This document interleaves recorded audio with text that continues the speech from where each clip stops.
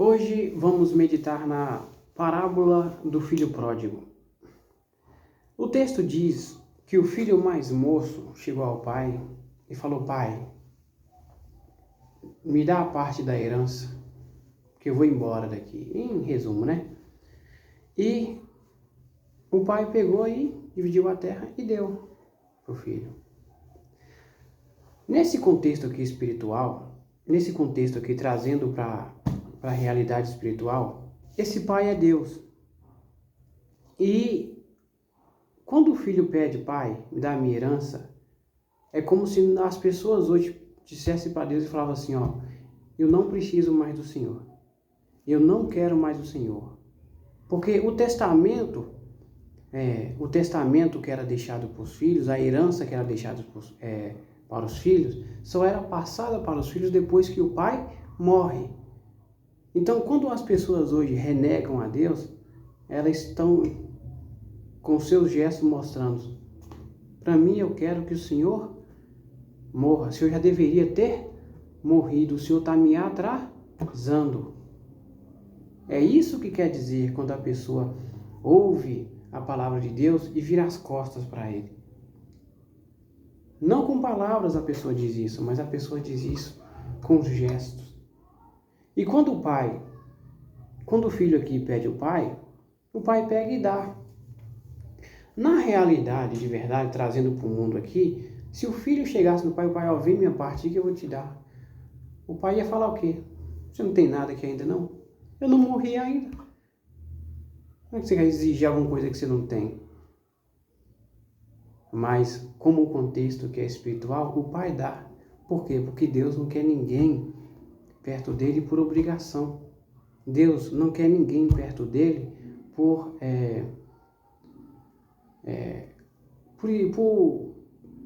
imposição. Não, Deus quer as pessoas perto dele por livre e espontânea vontade. Mas como a história continua, diz assim,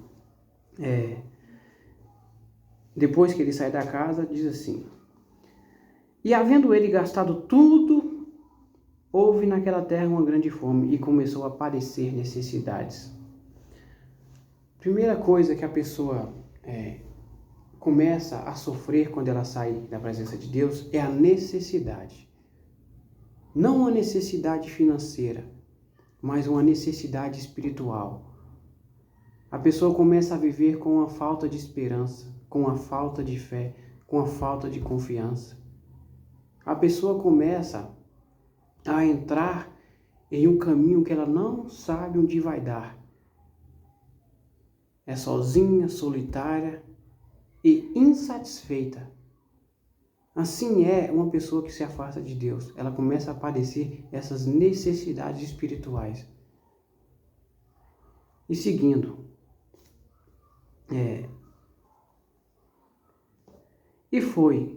e chegou-se a um dos cidadãos daquela terra, o qual mandou para seus campos a apacentar porcos, e desejava encher seu estômago com as bolotas que os porcos comiam, e ninguém lhe dava nada. Olha só, um filho que tinha um pai rico, numa situação de disputar lavagem com porco. Essa é o nível, esse é o mais baixo, é o extremo da humilhação que uma pessoa que conheceu a verdade e renegou ela vai chegar. Vai chegar um momento que ela vai dividir, ela vai desejar a lavagem de porcos. Lavagem de porcos como? Destruição da família, destruição emocional, destruição espiritual. Vai se viciar em alguma coisa, com certeza.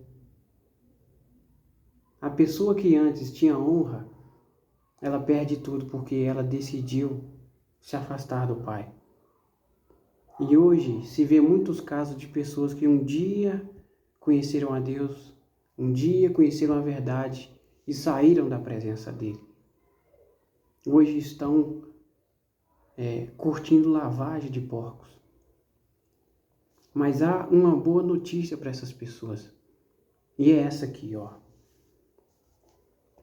Ele cai em si, porque as pessoas que estão nessa situação, elas caem em si e diz assim, ó. E levantando-se, foi para seu pai. E quando ainda estava longe, viu seu pai. O filho estava longe e o pai viu. Mas como é que o pai vai ver um filho uma coisa que está longe?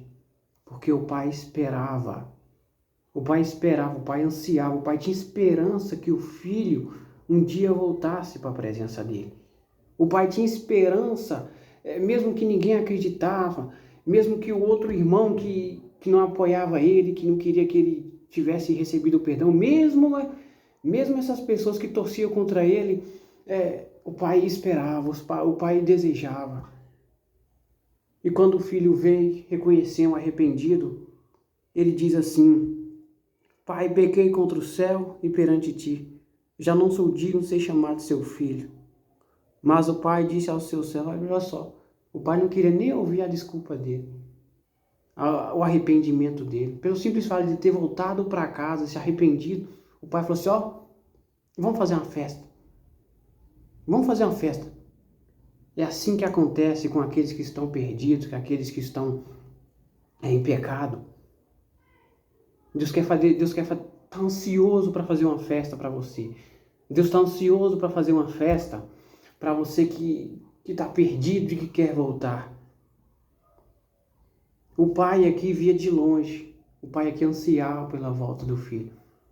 E da mesma forma Deus deseja, Deus espera, Deus anseia por sua volta. E volte enquanto é tempo.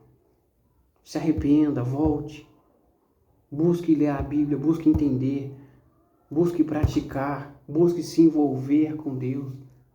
E olha aqui o interessante aqui, ó.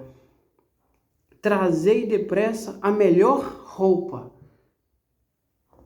vestilho, e ponde um anel na mão, uma aliança. Deus quer fazer uma aliança com você, uma aliança eterna, de pai para filho. Uma aliança que não se quebra. Então cabe a você voltar para Ele ou cabe a você continuar da forma que você quer. Porque Deus anseia por sua volta. Isso é a coisa, é a mais absoluta verdade. Deus anseia pela sua volta. Então, volte enquanto é tempo.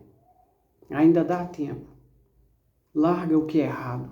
Larga o que te atrasa. Larga as amizades erradas. As companhias que não te acrescentam nada. E volte para Deus. Ele anseia pela sua volta. E aqui, continuando, o pai deu uma festa. O céu tá doido para fazer uma festa com a sua volta.